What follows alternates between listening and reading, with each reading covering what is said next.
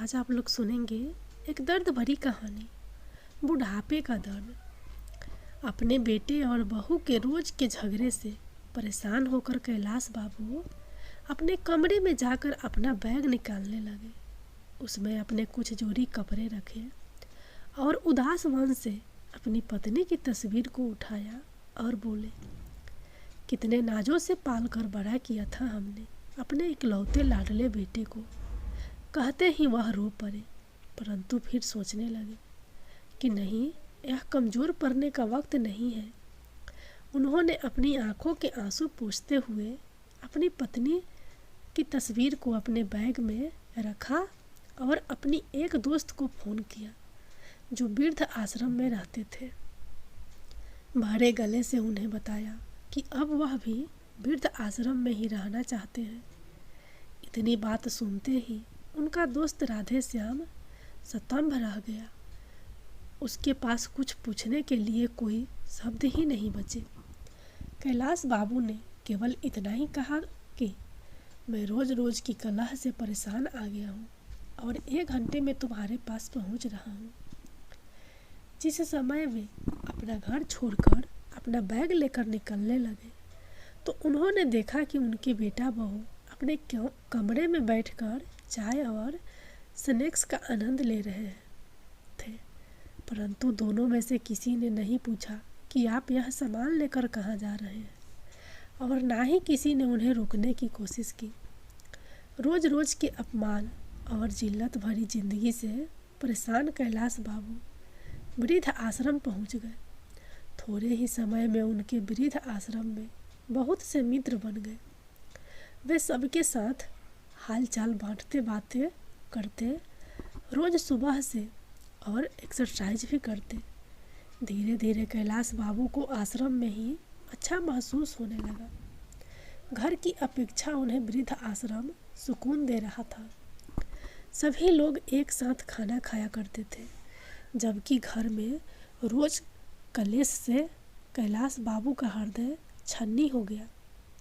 हमेशा अपनी पत्नी की तस्वीर से बातें करते हुए कहते थे कि तुम तो मुझे पहले ही छोड़कर चली गई, परंतु उस बेटे ने भी मेरा साथ न दिया जिसके लिए मैंने कभी अपना पसीना भी पानी की तरह बहाया था। एक दिन कैलाश बाबू वृद्ध आश्रम के प्रांगण में टहल रहे थे। तभी वृद्ध आश्रम के बाहर एक कार आकर रुकी। वृद्ध आश्रम के सभी लोग उस कार की ओर देखने लगे और सोचने लगे कि आज फिर कोई अभागा बुजुर्ग इस वृद्ध आश्रम में आया है, जिसने न जाने कितने जतन से अपने बच्चों को पाल पोस कर पढ़ा लिखा कर बड़ा किया होगा। आज फिर ऐसा कोई आंखों में आंसू लिए इस प्रांगण में प्रवेश करेगा। कार से एक नौजवान लड़का उतरा और उसके बाद एक औरत, जो शायद उसकी माँ थी, हाथ पकड़कर बाहर निकलने लगा। उसे औरत की उम्र लगभग 65 वर्ष के करीब रही होगी। सर पर पल्लू होने के कारण उसका चेहरा सही ढंग से नजर नहीं आ रहा था। थोड़ी ही देर में कार करीब 35-30 वर्ष की एक अन्य महिला उतरी, जिसके हाथ में एक बैग था। उस महिला ने वह बैग उसे बुजुर्ग औरत के हाथ में थमाया और उनसे कुछ बात कहने लगी। वह बुजुर्ग औरत चुपचाप उस महिला की बातें सुन रही थी। फिर वापस वे दोनों कार में बैठकर चले गए और बुजुर्ग महिला वृद्ध आश्रम के बाहर कुछ देर तक वैसे ही खड़ी रही और फिर भारी मन से अपने आंसू पोंछते हुए वृद्ध आश्रम में आ गई। कैलाश बाबू की ओर देखते ही अपने सिर के पल्लू से अपने चेहरे को छुपाने लगी और फिर बिना कुछ कहे महिला विभाग की तरफ चली गई। तभी कैलाश बाबू के साथ खड़े एक बुजुर्ग ने कहा, आज फिर से एक माँ की ममता तर-तार हो गई। फिर से एक माँ के सपनों को चकनाचूर कर दिया गया। कैलाश बाबू बार बार इस महिला के चेहरे की ओर देखे जा रहे थे। उन्हें लगा कि जैसे वह उसे महिला को जानते हैं, लेकिन वह पूरी तरह समझ नहीं पाए कि वह महिला कौन है। अक्सर कैलाश बाबू देखते कि वह महिला अपने अपने पल्लू से अपना आधे से ज़्यादा चेहरा छुपा कर रखती थी। लेकिन एक दिन जब वह महिला बागवानी के काम में लगी हुई थी तो कैलाश बाबू इस समय टहलने के लिए निकले। बागवानी करते करते उस महिला के सिर से पल्लू उतर गया। कैलाश बाबू को उस महिला का चेहरा देखते ही पैरों तले जमीन खिसक गई। न जाने कितने सवालों ने उनके दिमाग को घेर लिया। उसी समय उनका एक मित्र भी उनके पास आया और बोला, खाना खाने का समय हो गया है, तुम कहाँ घूम रहे हो और इतने गुमसुम क्यों हो? सभी लोग नाश्ते की मेज पर मौजूद थे, लेकिन तुम नहीं थे, इसलिए मैं तुम्हें बुलाने आ गया। क्या बात है, कोई परेशानी है? अरे नहीं, कुछ भी तो नहीं, थोड़ा टहलने के लिए बाहर निकल आया था। बस मैं आ ही रहा था। खाने के कमरे में बैठने के बाद कैलाशनाथ बार बार जानकी देवी को ही ढूंढ रही थी। वे उनसे पूछना चाहते थे कि आखिर ऐसा क्या हुआ कि उन्हें यहाँ आने की नौबत आ गई। उनका तो बड़ा पूरा परिवार था और हमेशा कहती थी कि वह अपने बेटे बहू के साथ बहुत खुश है। फिर आज ऐसा क्या हो गया? कैलाश बाबू उधर ही किसी व्यक्ति से पूछते हैं कि 2 दिन पहले जो एक महिला वृद्ध आश्रम में आई थी वह आज खाना खाने नहीं आई है। उन्होंने बताया कि वह माताजी आज बहुत दुखी है, इसलिए उन्हें खाना खाने से मना कर दिया है। परेशान भी क्यों ना हो, आखिर जो उनके बेटे बहू ने उनके साथ किया है ऐसा तो कोई दुश्मन के साथ भी न करे। वह बार बार अपने घर को याद कर रही है। सुबह से अपने कमरे में बैठी रोए जा रही थी, इसलिए उनका ध्यान भटकाने के लिए उन्हें बागवानी करने का काम दिया गया था।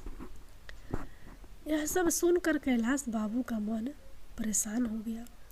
वे जानना चाहते थे कि आखिर जानकी देवी के साथ हुआ क्या है। इसलिए थोड़ी देर बाद विभाग में जानकी देवी के पास गए। कैलाश बाबू को अपने सामने खड़ा देखकर जानकी जी थोड़ा परेशान सी हो गई। तभी कैलाश बाबू ने कहा, मैं जानता हूँ कि आपने मुझे पहचान लिया है, लेकिन क्या मैं जान सकता हूँ कि आप इस हालत में कैसे पहुँची? जानकी जी ने कुछ नहीं कहा, परंतु उनकी आंखें आंसुओं से भर गई थी। यह देखकर कैलाश बाबू और भी अधिक परेशान हो गए। उनका दिल किया कि जोर जोर से चिल्लाकर इस दुनिया से पूछे कि क्यों बुढ़ापे में बूढ़े माँ बाप को पुराने सामान की तरह निकाल कर बाहर फेंक दिया जाता है। क्या बूढ़ों का कोई आत्मसम्मान नहीं? अपने ही विचारों में मगन कैलाश बाबू वृद्ध आश्रम के प्रांगण में टहल रहे हैं। अचानक उनका पैर क्यारी के किनारे से टकराया और वह गिरते गिरते एक पेड़ को पकड़कर संभल गए। तभी पास से गुजर रहा वृद्ध आश्रम का कर्मचारी कहता है, अंकल जी आप ठीक तो है ना? कहीं चोट तो नहीं लगी? अपना पैर दिखाइए, अगर लगी हो तो मैं भी अभी पट्टी कर देता हूँ। कैलाश बाबू कहते हैं, अरे नहीं, कुछ ज़्यादा चोट नहीं है, बचाव हो गया। इतना कहते हुए कैलाश बाबू प्रांगण में रखे बेंच पर जाकर बैठ गए और कुछ महीने पहले घटी एक घटना को याद करने लगे। जब वह बाथरूम में फिसल कर गिर गए थे और उनके पैर में ज़्यादा चोट लग गई थी। उनकी बहू उस चोट को देखकर भी अनदेखा करके अपने काम में लगी रही और उनका बेटा चिल्लाकर बोला, क्या संभल कर काम नहीं कर सकते? मुझे तो समझ नहीं आता कि आप इतनी हड़बड़ी में क्यों रहते हैं। कोई काम ठीक से करना नहीं आता, जब देखो चोट लगा कर बैठ जाते हो और हमारा काम ही बढ़ाते रहते हो। अगर कोई काम नहीं होता तो मत किया करो, आराम से अपने कमरे में क्यों नहीं बैठते? पूरा दिन इधर उधर घूमते रहते हो। उससे इतना भी न बन पाया कि अपने पिता का हाल चाल पूछे या चोट पर मरहम पट्टी करे। एक दिन सब कैलाश बाबू का चश्मा टूट गया तो अपने बेटे से कहने लगे, बेटा मेरा चश्मा ठीक करा देना, टूट गया है, ठीक से दिखाई नहीं देता। इतनी बात सुनते ही बहू बीच में जोर से चिल्ला पड़ी कि बस चारपाई पर बैठे बैठे खर्च बढ़ाते रहते हैं और कोई काम धंधा तो करते नहीं हैं। बच्चों की तरह हरकतें हो गई हैं आपकी। ना जाने ऐसी कितनी बार हुआ था जब कैलाश बाबू अपने बेटे बहू से अपमानित हो चुके थे। अपने अतीत में झांकते कैलाश बाबू अभी अपने विचारों में खोए ही हुए थे। तभी सामने से उनके बुजुर्ग मित्र राधे श्याम जी आते हुए दिखाई दिए।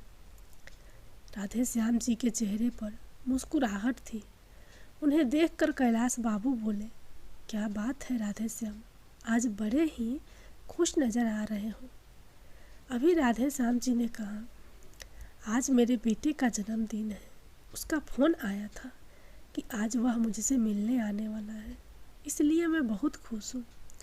बहुत दिनों बाद आज उसका चेहरा देखने को मिलेगा। राधे श्याम जी की बात सुनकर कैलाश बाबू कुछ परेशान से हो गए और अपने मित्र को बोले, जिस बेटे ने तुम्हारी यह हालत कर दी, तुम्हें वृद्ध आश्रम में छोड़कर चला गया, साल में केवल कुछ देर के लिए तुमसे मिलने के लिए आएगा। तुम उस बेटे के लिए खुश हो रहे हो। तभी राधे श्याम जी बोले, मैं तो इसी से खुश हूँ कि कम से कम मेरा बेटा मुझसे मिलने तो आ रहा है। मेरे लिए यही बहुत बड़ी बात है। लेकिन कैलाश जी उनसे नाराज होकर उनकी बात को बिना सुने अपने कमरे में जाकर बैठ गए। सोचने लगे कि यह किस्सा केवल मेरे साथ या जानकी जी के साथ ही नहीं है। वृद्धाश्रम में रहने वाले हर एक बुजुर्ग की कोई ना कोई कहानी है और सभी की ज़िंदगी में वृद्ध आश्रम में रहने के पीछे कोई ना कोई वजह ज़रूर है। बिना किसी वजह के अपनी मर्जी से कोई वृद्धाश्रम नहीं आता तब तक कि एक व्यक्ति अंदर तक भर नहीं जाता, तब तक वह यहाँ आने के लिए मजबूर नहीं होता। लेकिन देखो, सभी बूढ़े लोग अपनी उन कड़वी यादों को भूलकर अपनी ज़िंदगी को यहाँ बिताने को मजबूर हैं। कुछ लोग समय के हिसाब से स्वयं को ढाल लेते हैं और खुश रहने की कोशिश करते हैं, जबकि कुछ लोग मेरे जैसे हैं जो हमेशा ही अपने बच्चों को, अपने बेटे बहू को, अपने पोते पोती को याद करके आंखों से आंसू बहते रहते हैं, बार बार अपने घर परिवार को याद करते हैं। मन में अपने घर के लिए लगाव भी है, लेकिन उसी घर में रहने वाले बेटे बहू के दिए हुए घाव भी है। कैलाश जी को कविता लिखने का बहुत शौक था, इसलिए अपना दिल बहलाने के लिए वे कुछ देर के लिए कविता लिखने बैठ जाते थे।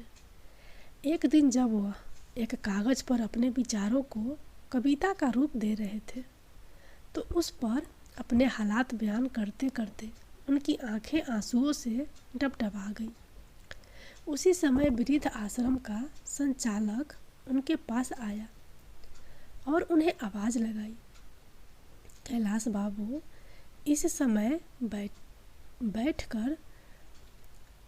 इस समय ठिठुक कर बैठ गए और कागज़ को मोड़कर अपनी जेब में डाल लिया और अपने आंसू छुपाते हुए बोले, जी बोलिए।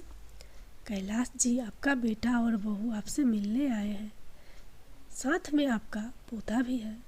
यह बात सुनकर कैलाश जी हैरान हो गए, साथ में उनके चेहरे पर नफरत के भाव भी आ गए। सोचने लगे कि आज मेरे बेटे को मेरी याद कैसे आ गई। जब ऑफिस में गए तो इस समय उनका 5 वर्ष का पोता गोलू उन्हें देखते ही दादू दादू बोलते हुए झट से उनकी ओर दौड़ा और उनकी टांगों से चिपक गया। कैलाश बाबू की आंखों से आंसू छलक पड़े। अब तक वे मन मारकर वृद्ध आश्रम में जैसे तैसे जी रहे थे, लेकिन अपने पोते को देखते ही उनका दिल कमज़ोर पड़ने लगा। परंतु फिर अचानक दिमाग में विचार आया कि यह वक्त परम पम मजबूती से अपने निर्णय पर टिके रहने का है। ऐसा सोचते हुए गुस्से से अपने बेटे को देखते हुए बोले, तुम यहाँ क्या करने आए हो? चले जाओ यहाँ से। मुझे किसी से मिलने की कोई ज़रूरत नहीं है। मैं यहाँ बहुत खुश हूँ। अपनी ज़िंदगी बड़ी आराम से काट रहा हूँ। कम से कम यहाँ पर मेरे साथ हंसने बोलने वाला तो कोई है। वह पिताजी, दरअसल बात यह है कि आज गोलू का जन्मदिन है और हमने घर पर पार्टी रखी है। गोलू की ख्वाहिश है कि आप भी उनके जन्मदिन पर उपस्थित रहें। यदि आप आएंगे तो आपके पोते को भी अच्छा लगेगा। तभी कैलाश बाबू बोले, देखो मैं वह घर छोड़ चुका हूँ और अब मैं दोबारा नहीं जाना चाहता। इस समय उनका बेटा बोला, पिताजी आप घर चलिए, वहाँ आपके मित्र भी पार्टी पर आ रहे हैं। मैंने उन्हें भी बुलाया है। सभी आस पड़ोस वाले रिश्तेदार भी आएंगे। सब लोग आएंगे, आपके बारे में पूछेंगे तो हम क्या कहेंगे? तभी कैलाश बाबू बोले, अच्छा तो आज मुझे अपने बेटे के जन्मदिन के लिए बुलाने नहीं बल्कि अपनी इज्जत बचाने के लिए तुम आए हो। सभी रिश्तेदार आएंगे तो पूछेंगे तुम्हारे पिताजी कहाँ हैं, तो तुम क्या जवाब दोगे? इसलिए तुम मुझे बुलाने आए हो। अभी के अभी चले जाओ यहाँ से। मैं कहीं नहीं जाने वाला हूँ। तुम लोग कितने स्वार्थी हो गए हो। ज़रूरत पड़ी तो बुलाने आ गए, वरना इतने महीनों से मैं यहाँ वृद्ध आश्रम में हूँ, एक बार भी खबर लेने नहीं आए कि मैं जी रहा हूँ या मर गया। इतना तो तू फ़ोन करके भी मेरा हाल चाल पूछने को ज़रूरत नहीं समझी। तुम लोगों ने इतना तक नहीं पूछा कि घर छोड़कर वृद्ध आश्रम क्यों गए। आज ज़रूरत पड़ी तो हाथ जोड़कर मुझे लेने आ गए हो। नहीं, अब से यही मेरा घर है। मैं कहीं नहीं जाऊंगा अपने घर को छोड़कर। ऐसा कहते हुए कैलाश बाबू अपने कमरे की ओर जाने लगे। तभी बेटा और बहू दोनों ने आपस में प्लान बनाया कि पिताजी ऐसे नहीं मानेंगे, कुछ तो करना पड़ेगा, तभी हम इन्हें अपने घर लेकर जा सकेंगे और रिश्तेदारों के ताने सुनने से बच सकेंगे। इसलिए दोनों रोनी सूरत लेकर कैलाश बाबू के पास गए और गिड़गिड़ाते हुए कहने लगे, पिताजी माफ़ कर दो, आपके पोते का जन्मदिन है। क्या आपको अपने पोते की खुशियों में शामिल होने का मन नहीं कर रहा? इतनी बात सुनकर कैलाश बाबू का दिल पिघलने लगा। तभी गोलू बोला, चलो ना दादू, बहुत मस्ती करेंगे। अपने पोते की बात सुनकर कैलाश बाबू खुद को रोक नहीं पा रहे थे। तुरंत दोनों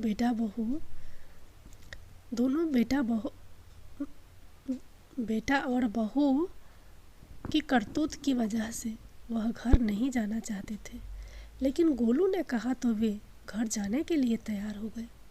फिर बोले, लेकिन मेरी एक शर्त है, मैं घर पर चलूँगा और जैसे ही गोलू का जन्मदिन हो जाएगा उसके बाद मुझे वृद्ध आश्रम वापस लौटाना है और तुम लोग मुझे वृद्ध आश्रम तक छोड़ने आओगे।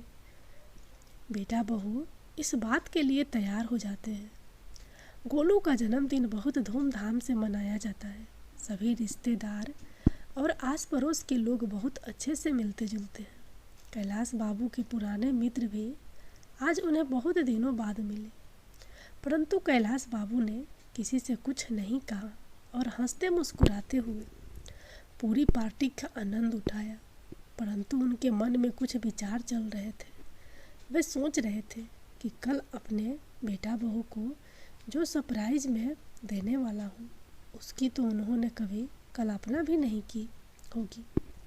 जब पार्टी ख़त्म हुई तो बहुत रात हो चुकी थी। उसी समय कैलाश नाथ जी घर पर ही रुक गए। जब अपने कमरे में सोने के लिए गए तो अपनी पत्नी सुधा की यादों में खो गए। आप भी ना, 2 रोटियां से क्या पेट भरता है, 1 रोटी तो और ले लीजिए, अभी गरम गरम सेक रही हूँ, 1 रोटी और मेरे कहने पर खा लीजिए। आप खाते हैं तो मेरे तन को लगता है। अरे नहीं सुधा, मेरा पेट पूरा भरा चुका है। और कितना खिलाओगी? अपनी पत्नी को याद करते करते कैलाश बाबू सोचने लगे कि एक सुधा थी जो मुझे 1 गिलास पानी भी खुद से उठाने नहीं देती थी, और एक उसकी बहू है जिसने मुझे 1-1 रोटी के लिए तरसा दिया। छोटे से छोटा काम भी मुझ पर डाल देती थी। सब्जी लाने से लेकर घर की साफ सफाई तक का सारा काम मुझसे करवाती थी। मुझे वह काम करने में भी हर्ज नहीं था, परंतु सब करने के बाद भी अगर घर में इज्जत ना मिले तो ऐसी जिंदगी किस काम की। अपनी पत्नी की यादों में गुम पाता नहीं कि उनकी आंखें खुल गई। सुबह जब सोकर उठे तो देखा बेटा और बहू दोनों तैयार खड़े थे। जैसे ही वे बाहर आए तो बहू रेखा बोली, चलिए पिताजी तैयार हो जाइए, आपको वापस वृद्धा आश्रम में छोड़ आते हैं। ऐसा कहते हुए रेखा के मन में विचार चल रहे थे कि कहीं पिताजी हमेशा के लिए यहीं रुकने का ही मन बना ले, इसलिए जल्द से जल्द उन्हें वृद्ध आश्रम में छोड़ देना ही उचित होगा। कैलाश बाबू उन्हें देखकर हैरान थे और अपने बेटे बहू की मंशा को अच्छी तरह से समझ रहे थे, इसलिए वह भी जल्दी से नहा धोकर तैयार हो जाते हैं। जैसे ही वृद्ध आश्रम में जाने के लिए गाड़ी में बैठने लगते हैं, वह देखते हैं कि उनकी बहू रेखा के चेहरे पर एक संतुष्टि भरी मुस्कान थी। मन ही मन सोचने लगे कि चलो बेटा, आज तुम्हें जो सरप्राइज दूंगा उसके बाद तो तुम वृद्धा आश्रम का नाम लेना भी भूल जाओगे। कैलाश बाबू ऐसा सोचकर कार में बैठ जाते हैं। एक पल को अपने घर को निहारते हैं, फिर सोचते हैं कि ठीक है, जहाँ मन को तसल्ली मिले उधर ही रहना चाहिए। यहाँ तो बेटे बहू को मुझे निकालने की बहुत जल्दी है, तो रह कर भी क्या करूँगा। अपना वृद्ध आश्रम ही अच्छा है, जहाँ मैं अपने हिसाब से खाता हूँ, अपने हिसाब से रहता हूँ और अपनी मनपसंद काम करता हूँ। किसी की चिक चिक नहीं होती।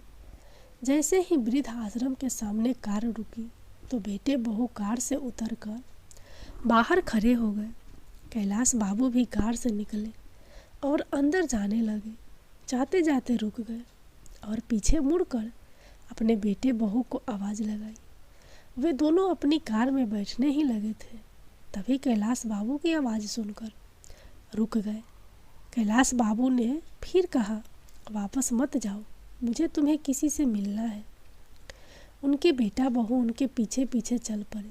वृद्धा आश्रम के प्रांगण में पहुंचकर कैलाश बाबू वहीं काम करने वाले एक व्यक्ति से जानकी जी को बुलाने को कहते हैं।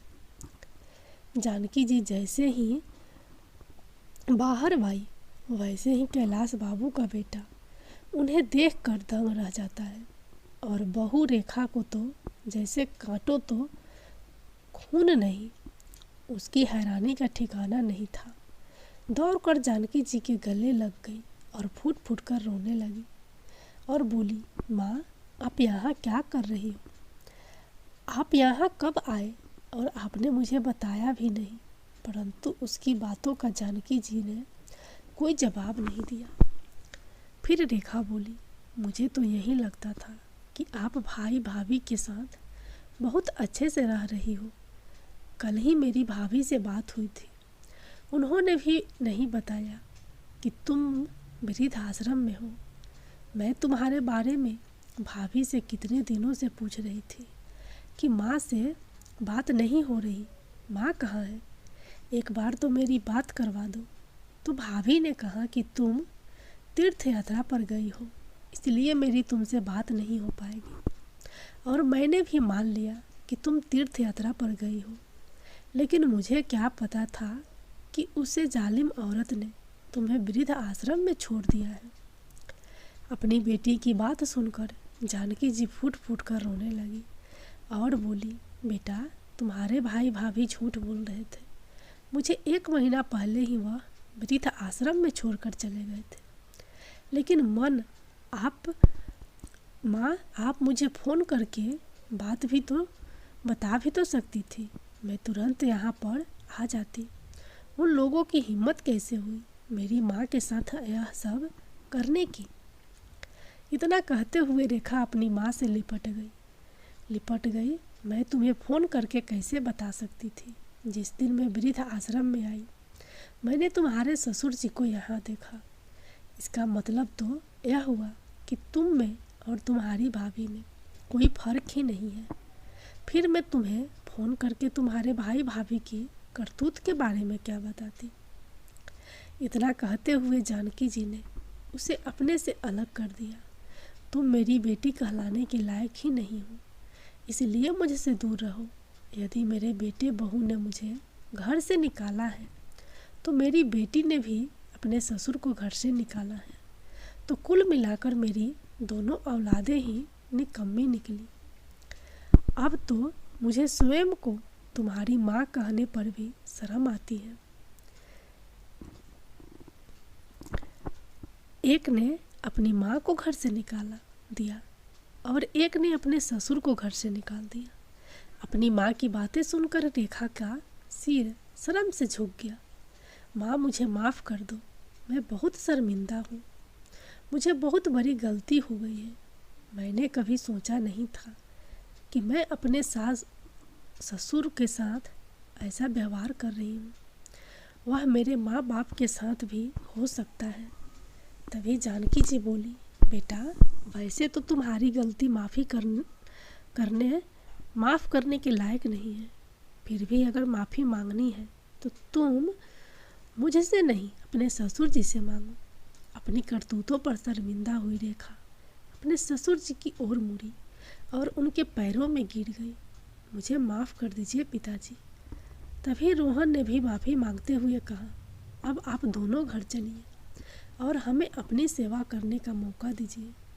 तो कैलाश जी और जानकी जी दोनों ने ही घर जाने को मना कर दिया और कहा कि हमें अब बहू बेटे या बेटी के पास नहीं रहना है। हम वृद्ध आश्रम में रहकर ही सुखी हैं। दोनों ने लाख मनाने की कोशिश की, परंतु कैलाश जी और जानकी जी एक ही जवाब था, एक बार धोखा खा चुके हैं। अब इस उम्र में हमारे शरीर में इतनी जान नहीं बची है कि बार बार अपने बच्चों द्वारा दिए गए धोखे झेल सके। इतना कहकर कैलाश जी और जानकी जी अपने अपने कमरे में चले गए। रेखा और रोहन दुखी मन से अपने घर वापस चले गए। घर पहुंचकर उन्होंने देखा कि पिताजी के कमरे में उनके बिस्तर के ऊपर एक कागज रखा था जो शायद उनकी जेब में से निकलकर गिर गया था। जब रोहन ने उसे कागज को खोल कर देखा तो उसमें उनके पिताजी ने एक कविता लिखी हुई थी। क्या किसी ने देखा है मौत से पहले भी मौत आती है? हाँ, मैंने देखा है आज मौत से पहले भी मौत आती है। जब जिंदगी अपने आखिरी पड़ाव पर आ जाती है, शरीर भी काम नहीं करता, केवल सांस आती जाती है। हाँ, मैंने देखा है मौत से पहले भी मौत आती है। अपने पिता द्वारा लिखे हुए इन शब्दों को देखकर रोहन के दिल पर ना जाने कितने तीर एक साथ चुभने लगा जैसा एहसास हुआ। और उधर रेखा अभी तक अपनी माँ की हालत को देखकर उस सदमे से उबर नहीं पाई थी, परंतु आज उन दोनों के पास पछताने के अलावा और कोई रास्ता नहीं था। किसी ने सही कहा है, संतान का अस्तित्व है माता पिता की वजह से और माता पिता वृद्ध आश्रम में है संतान की वजह से।